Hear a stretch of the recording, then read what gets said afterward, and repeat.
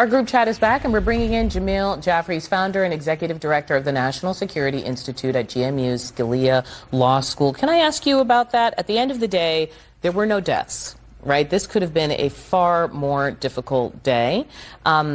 Is it a success security-wise? Well, look, it's a success in the sense that the shooter didn't get anywhere near the president. He was a floor away. He was taken down before he got to anybody. One Secret Service officer shot, but wearing a bulletproof vest. But that being said, the fact that he got around the mags, the fact that he got through the security perimeter, the only security perimeter between that and the ballroom entrance. Now, obviously, there was security in the room and the like. Yeah. So a success in the sense that it didn't get to the president, didn't get to any of the members of the cabinet, but a failure in the sense that the guy got into the hotel, had firearms, well, got through the mags. Well, he was a guest at the hotel, so there's a loophole, so to speak. That's right. But look, it's hard to police against that. It's hard to prevent anybody from coming into the hotel. But you got to have a lot more security. You got to have defense in depth. Ideally, there would have been security perimeter behind that initial perimeter. Ideally, that perimeter would have been blocked off completely. There were a lot of things that could have been done better at that security checkpoint. But at the end of the day, you saw multiple federal law enforcement officers and other law enforcement officers draw their firearms. One took a shot at him. He didn't ultimately hit him, but he was taken down long before he got anywhere near the president. So success, yes, not the way you want to run security at these national security special events like Donnell Harvin was talking about earlier. Yeah. At the end of the day, yes, good, but not the way you want to run these things. Earlier, before you came in, we were talking about the sort of symbolism of the event itself, but also the stakes. Like, Francesca, you were talking about the line of succession. Everybody is seeing those videos of J.D. Vance being pulled away, Trump being pulled away, Mike Johnson running in the video, in photographs, and saying, wait a second, should all these people have been in the same room? Yeah, I was saying I don't believe that Chuck Grassley was there, and there were certainly other members of the cabinet who weren't there. But it may raise questions going forward. Yeah, because Grassley's lower on the list, right? What number? He was number 4. Okay. So the president, vice president, Mike Johnson, and then Chuck Grassley, then Marco Rubio, then Pete Hegseth.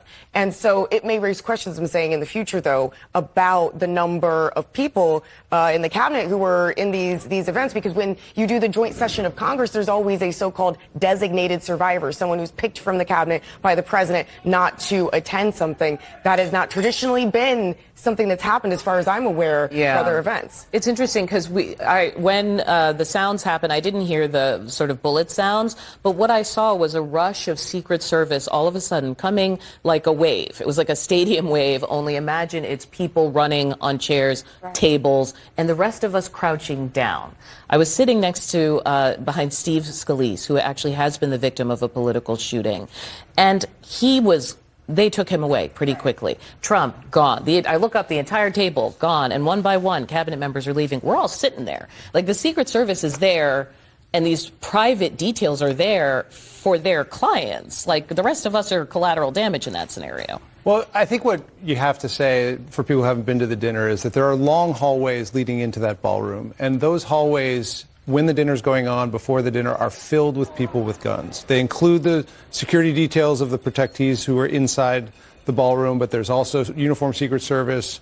There's the people who do the mags. Snipers, yeah. Yeah, the CAT teams are behind stage. But, like, I think people have to understand that, he did get, 40 yards past the mags, but he had a long way to go. And to continue down that gauntlet, he was passing people with guns. There's also a lot of people with guns. These are all trained security people in the arena. So it wasn't like we were in a high school with a shooter outside the door. That was a protected room, and it ended up being protected. If the gunman had gotten closer, he would have had many, many more obstacles to get through to get to us. As we hear more about the suspect, because he sent out a so-called manifesto, he sent a note out to friends and family, he talked about a lot of things, what he was targeting, and we're hearing some reporting about even what he thought about security. What do you think they're going to be looking for? Do those writings matter, or are they going to be looking for other aspects of his life? Well, certainly motive matters a lot, right? Why was he there? What was he doing? Why was he there is he now is self-admitted in this apparent writing that went to his family members that he was targeting the president, he was targeting the entire cabinet, apparently except for Kash Patel, but everyone in the cabinet in order. Like, did it say that? He actually said that. Okay. In the writings we saw in the New York Post. He laid out the sort of various people in the room. He talked about federal law enforcement. He said, I'm not targeting them unless they get in my way. He said, look, I'm willing to go through anybody I need to, though, to get to these people. And he said, I'm going after the people in the cabinet in order of importance, except for Kash Patel.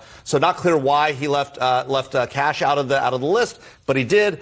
And look, this guy obviously had something, wrong with him. You don't buy firearms, go to an event with the President of the United States and a bunch of people and try to kill members of the cabinet unless there's something deeply wrong with you. But can I stop you there? You were pointing out in your writing, United Healthcare CEO Brian Thompson obviously assassinated in the street. You have OpenAI CEO Sam Altman's home attacked, the Pennsylvania governor. I think we're calling them lone wolves, but it feels like there's a little bit of a message being sent here from the fringes of society in going after really symbolic figures. I think there's emerging evidence that we are dealing with a new type of threat. If you remember back after 9/11, the discussion was online radicalization. That was basically videos from religious leaders in the Middle East who would indoctrinate people in other countries.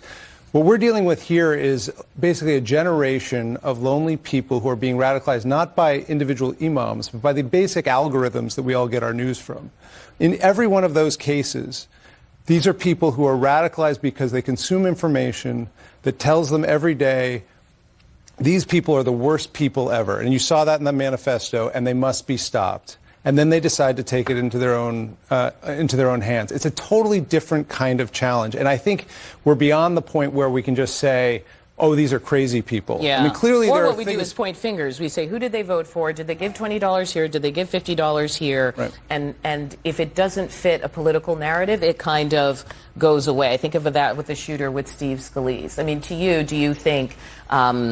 is the administration or even law enforcement, maybe to you, equipped for lone wolf attacks? I mean, I think what the point that Michael is saying is exactly correct. I mean, this is it is difficult to see how you kind of address and manage this type of situation because he was so kind of broad in his targets. And he said he was, to our conversation earlier, he was going after not necessarily Trump, but administration officials writ large who don't have the type of security that the President of the United States had, or nor even cabinet officials. So it's a really, stark challenge for, politicians and law enforcement. But I think this goes back to the way security might be handled at these events in the future, because for all of us who were there, you dropped off a couple blocks away, but it's not as if bags are being checked for firearms or anything like that. And I understand if the suspect was staying in the hotel, that's another issue, as you were raising before, Audie, and whether or not going forward you'll see the magnometers right at the entrances of these events, because here they were further into but the solution building. seems to be to harden the shell in any areas of public expression. You can already see that if you're an activist or a protester, you can't get near anything. And after a while, it just feels like anything but dealing with these other issues. Are we going to be looking at real, very serious security on top of what we all experience? Well, this is the hard part, right? If you're going to stop attacks like this, first of all, you can't stop attacks like this, right? It is very difficult. It's difficult to identify these individuals. It's difficult to trace them. It's difficult to identify. Even if you got on a plane, there's much being made about the fact that you could train, but you can lawfully transfer a firearm. Right. You can put it in checked baggage. You can check it on a plane. There's nothing illegal about that. You might get noticed. You might get flagged, but so the real challenge here is how do you identify these folks? But we don't want to live in the kind of society where you're surveilling everyone's emails, everyone's phones, trying to find these people in our domestic audiences. We already have enough controversy right now over 702. That's surveilling foreigners outside the United States. It doesn't even have anything to do with Americans in the United States, except for, tangential communications. And so, this is a big debate that's going to have to happen in our society. We don't want to live like people in Israel do, where they're under constant surveillance, constant security precautions at airports, everywhere they go, right? That's not the society Americans want to live in. So there's going to be a trade-off between protecting against threats like this. And, of course, the president himself, he wants to get out in the crowds. He wants to walk the rope line. He loves the adulation.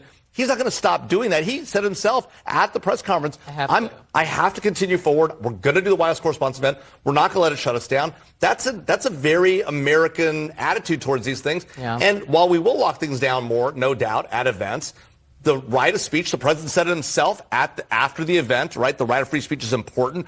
We want people to be able to protest. We want people to have political expression. We don't want that to turn into political violence. How you police that line is the really hard part. All right, Jamil, I'm glad you were here.